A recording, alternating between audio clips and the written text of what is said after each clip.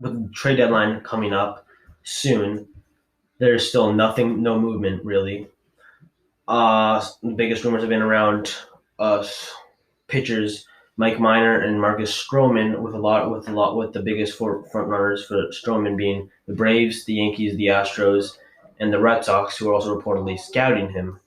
So there's a lot of people in the mix for Marcus Stroman. The Blue Jays also could pitcher. Extend him as well. Yeah, the Blue Jays also extend him because they obviously have no pressure. I don't even think Stroman has a lot of pressure because they obviously have a nice young thing going on there.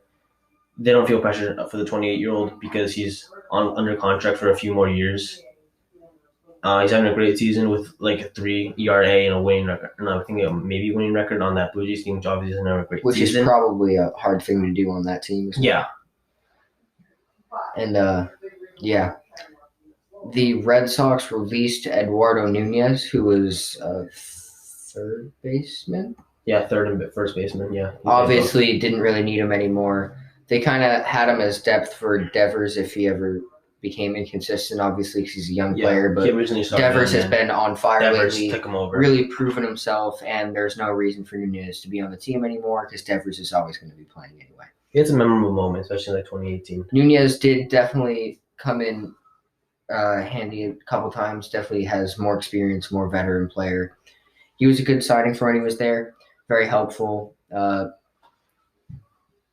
It's not something where like you're happy to see him go. Yeah. But it's a good move for the team. Unfortunate. He had a great tenure. He obviously went. Was he there? I don't know if he was there in 2013, but he obviously got one in 2018. No, he wasn't. I think he joined in 2017. Yeah. He was obviously there for a short time, but it was a good time. The fans liked him. He was respected, and he obviously got a championship, which is what players crave. Okay. Just something to say. The Yankees versus Red Sox series has been happening recently. So last night the Red Sox won 19-3.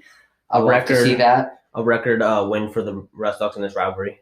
It was a 16-run differential. I think there were 23 hits. Yeah, 23 hits. 3 or 4 home runs. Yeah. And a lot of entertainment, and I just love to see the Yankees Yeah, it was lose. a really great game with a lot of enjoyment. Also, right now, they're playing. Xander Bogaerts had a great game yesterday. Hit a home run in the ninth, also hit a home run in the third. Yeah, he had a good game. And Mookie Betts is going off right now. It's the top of the ninth of the game right now. The Yankees are losing 10-4. Mookie Betts had the fifth 30 home run game today, which is really impressive. He hit 3 home runs today, which is just ridiculous. And he also drove in on a double. Run on a double. Yeah, he RBIs? went. He has 5 4 RBIs. for 5 RBIs. Yeah, just great. Insane. Devers also went 3 for 5. Martinez went 2 for 4. And there's nothing else that's that entertaining.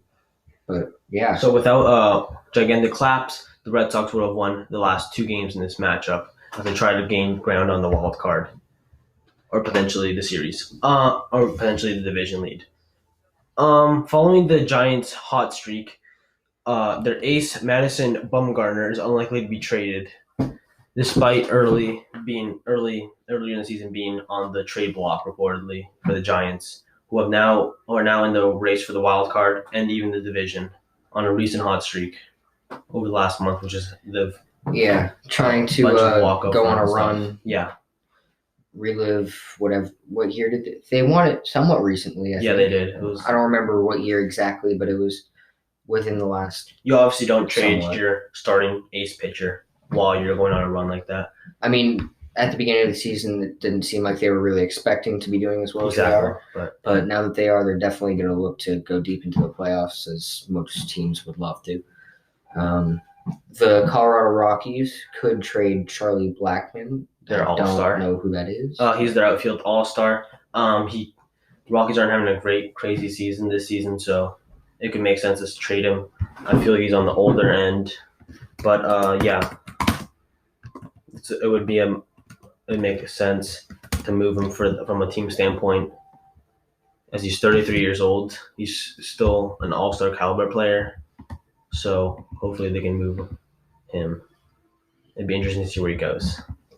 And Joey Gallo will have surgery to repair a broken hamate bone. I'm not a doctor. Don't know what that is or where it is, but he broke something and he's going to fix it. That's rough for him. The seemed to be having Rangers, a pretty good season. Yeah, the Rangers weren't contenders at all, but they were having a nice season. It's in his right wrist. It's a bone in your right wrist, and he's gonna miss around 6 weeks. So that's a rough injury for him. He's in a nice season, and so were the Rangers. Just hope he can come back stronger, I guess. Yeah. 5-time All-Star Troy Tulowitzki retires, being on the Blue Jays, I think, right now as of late. So he had a great season, mainly with the Rockies, spending his career, the prime of his career with the Rockies in the 2000s, in the late 2000s. He was a great, really talented player, but missed a bunch with injury, and now just had to retire at the relatively young age of 34, which is rough for him. Yeah. He was with the Blue Jays just now. The season was pretty rough for him. He signed on a smaller contract to the Yankees, where he was supposed to replace Didi Gregorius for the season after his injury. While Didi Gregorius was injured, he got injured on that role. Gleyber Torres moved to shortstop, and they waived him or traded him. I think they waived him, and then the Blue Jays picked him up, but the injuries were too much for him, and he retires.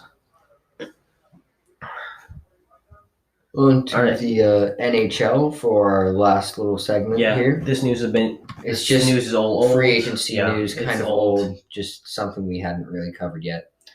So, Artemi Panarin signs a 7-year, $81.5 million deal with the Rangers. He was a top free agent on the market, and that's a huge deal, and especially in NHL terms. And it's just a great. It's a good move for him for the rebuilding Rangers, who now look to make a push, maybe for a playoff spot. Yeah, and in such a physical sport like hockey, you never know what could happen with injuries. So being on a 7-year contract does help secure money and financial stability with him. I mean, obviously, if you're making that much money, it doesn't really matter. Brings a lot of intrigue to the Rangers as they were rebuilding all of a sudden, and now they had a 2 pick, and now they could make the playoffs. Yeah. And Sergei Bobrovsky, the insane goalie for the Blue Jackets in the playoffs, who brought it out to 7 with the Bruins, signed a 7-year, $70 million contract with the Florida Panthers. Yeah, he's been a great goalkeeper for a lot of years, so getting a big contract like that was merited. Really showed up in the playoffs too, so that could be helpful for the Panthers and what they're looking for. Yeah. And made a splash in free agency to sign other people, such as Noah Acciari here, 3 years, $5 million. He was on the Bruins? Yeah, he was on the Bruins. Yeah, the Bruins kind of lost a lot of key pieces. They lost a lot of pieces from their championship caliber team, losing in the Stanley Cup. Thinking if they had won, would they have been able to re-sign these players? Maybe, but hate to see a couple of key players go, especially after such a run where you would definitely want to repeat if you're the team. And so Acciari signed a 3-year, $5 million contract with the Florida Panthers to join Bobrovsky. And Wayne Simmons signed a 1-year, $5 million deal with the New Jersey Devils. Yeah. It's a nice move for the Devils, who have made a push to try to keep top player, a winger Taylor Hall on the team, who's on a contract year. They brought in defender PK Subban and Wayne Simmons here. They're trying to do something. PK Subban is a very physical defender. Yeah. Definitely known for his fighting. But he had a down year, kind of, for the Panthers, although it wasn't awful, but it was down year for him in his standards. But if he can bounce back, the Devils would also make a playoff push with him. Subban, Hall, and maybe first pick Jack Hughes can make a difference too. And the other loss for the Bruins from one of their key players, Marcus Johansson, signed a 2-year deal with the Sabres. It was going to be tough for the Bruins to retain him with his contract. Yeah. It was unlikely with the Bruins contract situation because the cap didn't go up this season, so they didn't have much room to work out with, and he signs with the Sabres. Yep. And that is all for Sports Report Podcast, episode 14. Make sure to follow us on Instagram, at Sports Report Podcast, Twitter at Sports Report PO1, and we also have a YouTube account up. Just look up Sports Report Podcast up there. 3 words, all separated, all caps. Yeah, and for little segments, and feel free to leave comments or any thoughts you have, and we will see you next week.